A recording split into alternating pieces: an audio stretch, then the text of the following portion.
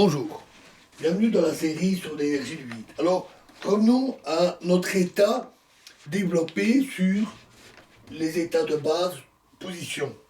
Psi égale x1 psi fois x1 plus x2 psi fois x2 plus etc.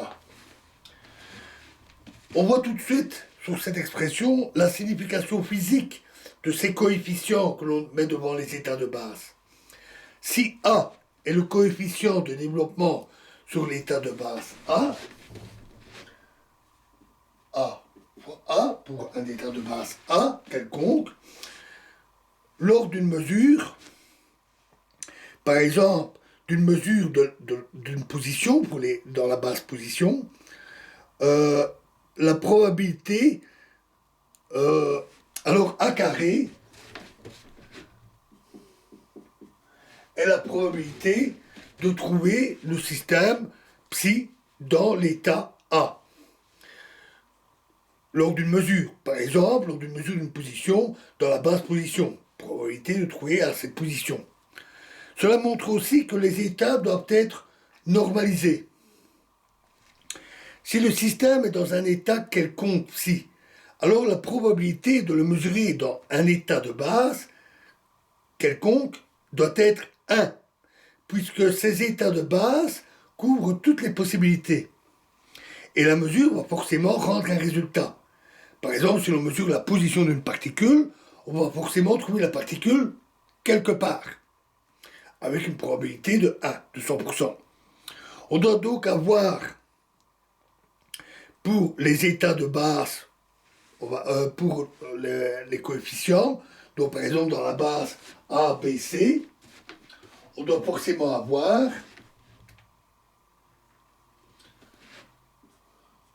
A psi au carré plus A, B, psi au carré plus etc. L'ensemble de ces possibilités étant une probabilité égale à 1 pour le total. Et c'est aussi d'ailleurs, après quelques vérifications, c'est aussi psi au carré. La probabilité de trouver le système dans son propre état est 1. Les exemples que nous avons pris sont rigoureusement exacts. Si l'espace de Hilbert a un nombre fini de dimensions, ou un nombre infini dénombrable, c'est-à-dire qu'on peut le compter 1, 2, 3, 4, 5, jusqu'à l'infini. Les sommes sont alors clairement définies. Dans le cas d'un nombre infini continu de dimensions, c'est-à-dire qu'on a 1, 2, 3, 4, mais aussi 1,5, 1,7, avec toutes les valeurs, une infinité de valeurs intermédiaires.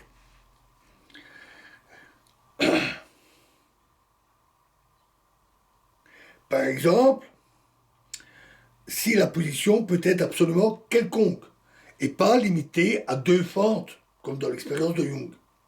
Alors il faut être prudent sur les opérations qu'on vient de voir. La normalisation d'un état doit utiliser un outil mathématique plus sophistiqué, et les sommes sont remplacées par des intégrales. Alors, je n'en dirai pas plus ici, on ne va pas faire des maths élaborées, et il n'est pas nécessaire de préciser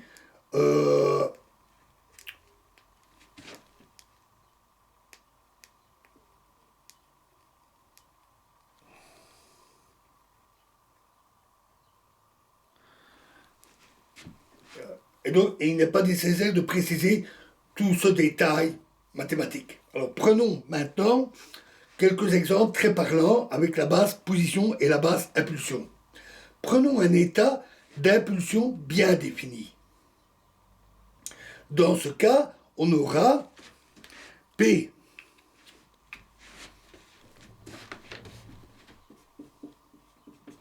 est égal à P de x1, donc les coefficients, fois x1 plus P de x2 en x2, etc. Et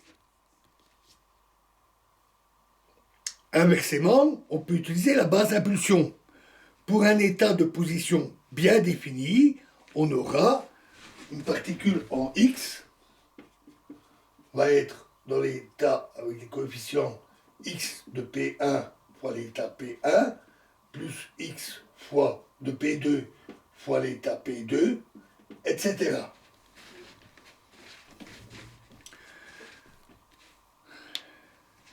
Prenons maintenant l'état correspondant à une particule pouvant tout autant être à la position x1 qu'à la position x2. Que donne-t-il dans la basse position? En fait, puisque c'est la somme de deux états, x1 et x2, qui appartiennent à la base, la décomposition est évidente. On a x1 plus x2. C'est tout. Alors, il faut ajouter un facteur numérique multiplié par un nombre que je ne vais pas écrire ici pour avoir une probabilité totale égale à 1, c'est-à-dire pour normaliser. On peut aussi décomposer cet état sur la base impulsion. En ignorant vous ce facteur global, on a x1 plus x2 est égal à P1 x1 plus P1 x2 fois x1 plus P1 x2 plus P2 x1 plus P2 x2 fois x2 plus etc.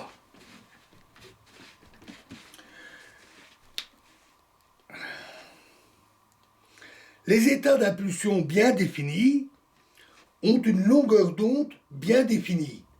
C'est la relation de De Broglie. Et donc, sur la représentation ondulatoire, c'est une onde de longueur d'onde bien définie, c'est une onde sinusoïdale.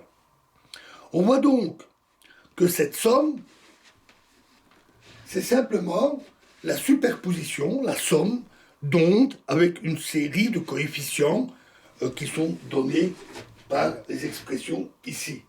On va donc avoir une certaine onde, une autre de fréquence plus grande, encore une autre de fréquence encore plus grande, etc. Bien sûr, chacune a une certaine amplitude, un certain déphasage, une certaine phase qui dépend des coefficients complexes qui comportent à la fois la grandeur et la phase. Et la somme totale va donner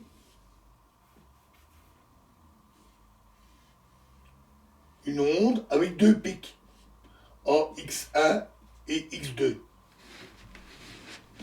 Et ça, cette opération, c'est simplement une décomposition de Fourier, de la théorie ondulatoire, qui permet de passer du temps en fréquence ou des longueurs d'onde à la position.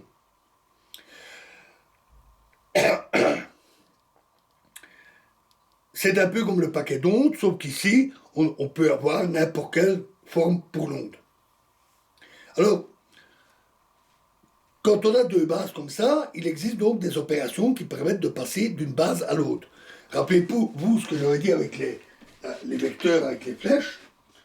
On a un état comme ça, qu'on peut représenter sur une base, un vecteur qu'on peut représenter sur une base avec deux directions données. Si je choisis des directions différentes, je vais avoir une décomposition différente. Et les opérations pour passer de l'un à l'autre, c'est juste des opérations de type calcul trigonométrique.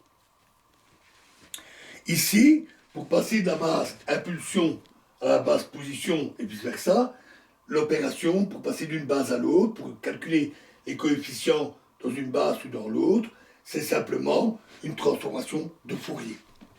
Je dis simplement, mais c'est plus compliqué que pour les vecteurs à deux dimensions, et je n'entre pas dans le détail des calculs des transformés de Fourier ici, bien sûr.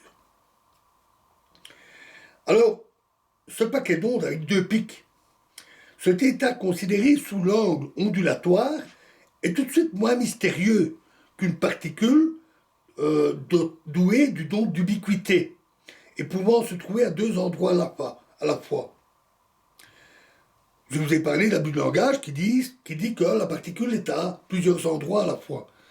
C'est un abus de langage. En fait, c'est plutôt comme une onde avec deux pics. C'est tout. C'est aussi d'ailleurs pour ça souvent qu'on dit que la particule quantique est étalée. Elle est à plusieurs endroits parce qu'elle est étalée. Mais c'est aussi un abus de langage. À nouveau, il vaut mieux dire que il y a deux positions et la position exacte de la particule est indéterminée. C'est aussi un abus de langage parce que si les particules ressemblent fort à des ondes, beaucoup plus qu'à des corpuscules, ce ne sont quand même pas des ondes classiques.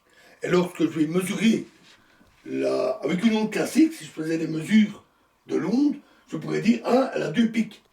Tandis que c'est pour une particule, si je mesure sa position, je vais la trouver à un seul endroit. Donc ce ne sont pas des ondes classiques. Donc voilà pour cette description des états. Ce passage est un peu plus technique. Et dans la prochaine vidéo, nous parlerons de la fameuse fonction d'onde. Je vous remercie.